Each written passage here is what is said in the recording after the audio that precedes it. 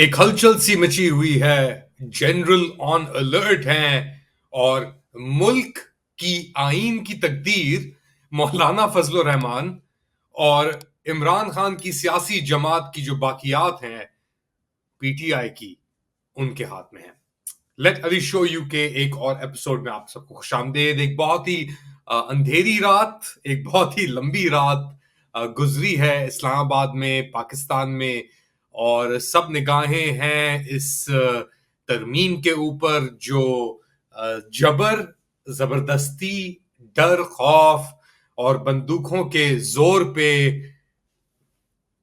رکھ کے پش کی جا رہی ہے پاکستان کے تھرو، اور رکاوٹ بن کے چٹان کی طرح کون کھڑے ہوئے؟ مولانا فضل الرحمان۔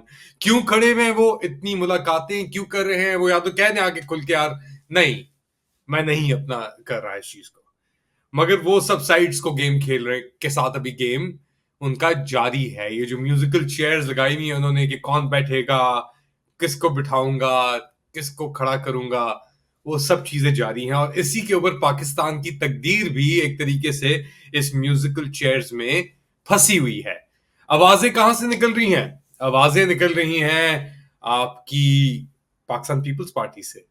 بہت زور اور شور سے وہ چوڑے ہو کے دفاع کر رہے ہیں افواج پاکستان کی قیادت کا اور ان آئینی ترمیموں کا، جن کے باعث اب لگ تو یہی رہا ہے کہ، اور وہ کیا ترمیمیں ہیں آپ کے لیے میں ذرا ایک ٹکر چلا دیتا ہوں کہ کیا پرپوز کیا جا رہا ہے۔ بیسکلی ایک اسپیشل کمیٹی کے کو جو آج یہ تارڑ صاحب ہیں آپ کے law minister, not the information minister, انہوں نے کہا ہے کہ constitutional court to be establish under the proposed amendments, جس کا مطلب یہ ہے کہ سپریم کورٹ کے اوپر ایک کورٹ بنایا جائے گا، اور ان کورٹس کے اندر 7 ججز ہوں گے، اور ہر جج کو لیا جائے گا، ایک ایک جج کو 4 پروونسز سے، اور 2 ججز ایکسپرٹ ججز ہوں گے اسلام آباد سے۔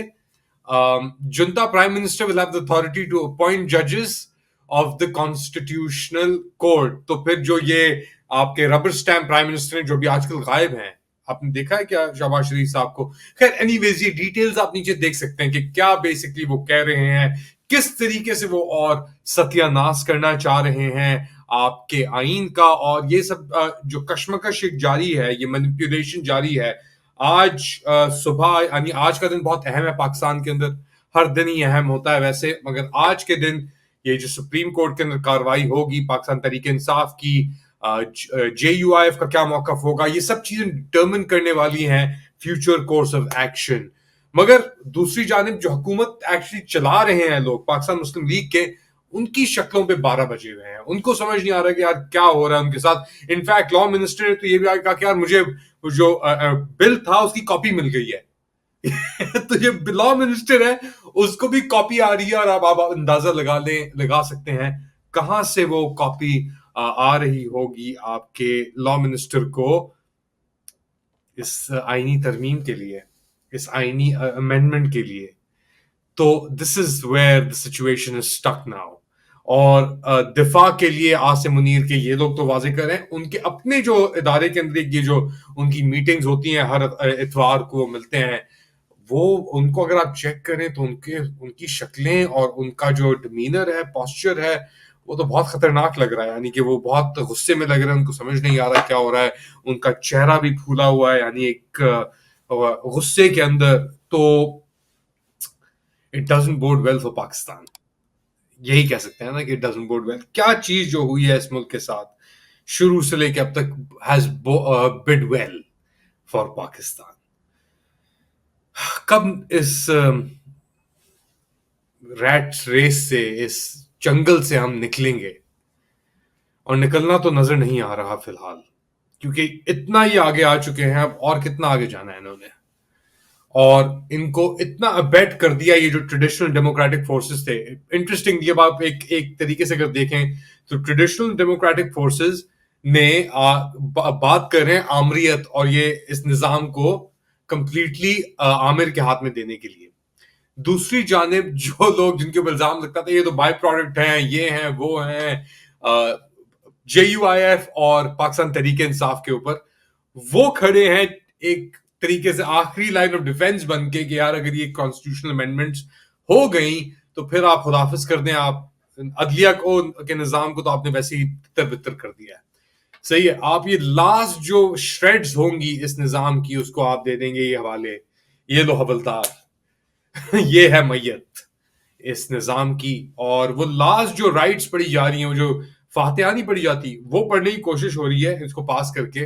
اور لوگ کہہ رہے ہیں کہ نہیں ہم فاتحہ نہیں پڑھنے دیں گے کیونکہ یہ ابھی لاش نہیں بنی ہے, یہ قوم, یہ ملک ابھی لاش نہیں بنی, ابھی بھی اس کے اندر جان ہے, دم ہے, کھڑا ہونے کی, اپنے آپ کو چلانے کی, اپنی رسپانسبلٹی لینے کی. لیکن دوسری جانب سے نہ صرف فاتحہ پڑھنے کی, کفن بھی تیار ہے, قبر بھی تیار ہے, سب چیزیں تیار ہیں. بس مولانا کو کی ضرورت ہے فاتحہ کو لیڈ کرنے کی یا فاتحہ پڑھانے کی. اور مولانا ابھی فاتحہ پڑھانے کے لیے تیار نہیں ہو رہے, یا ہو گئے ہوں گے, یا کیا ان کی کیلکولیشن ہے. So it's a very peculiar situation. تو ہم کہتے رہتے ہیں peculiar situation, dangerous situation, مگر واقعی میں اس سے زیادہ کیا کر سکتے ہیں, کیا ہو سکتا ہے.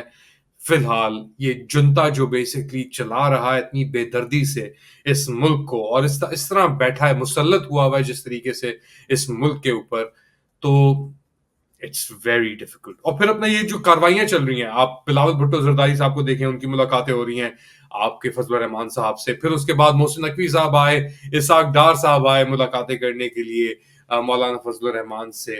اچھا, کسی نے یہ بھی کہا کہ مولانا جب صدر بننا چاہ رہے تھے اور جب نواز شریف ڈیل کر رہے تھے اپنی 100 سیٹوں کے لیے, بھیک مانگ رہے تھے آصف منیر صاحب سے, تو پھر انہوں نے مولانا کے لیے کوئی 10-11 سیٹیں اس وقت نہیں مانی, یا اگر وہ مان لیتے تو آج اس پوزیشن میں نہیں ہوتے. مگر کیونکہ اتنے لالچی ہیں نواز شریف صاحب اور پی ایم ایل نون لیگ والے کہ انہوں نے کہا کہ یار مولانا تو کیا کھڈے لائن جو ہونا ہے اس کے ساتھ وہ ہو, ہم اپنی جو وہ ہے لائن اس کو برقرار رکھیں, اس کو چلاتے رہیں اور موقع نہ دیں بیسکلی کسی اور کو وہ گیپ فل کرنے کا. تو اب گیپ تو فل ہو رہے ہیں.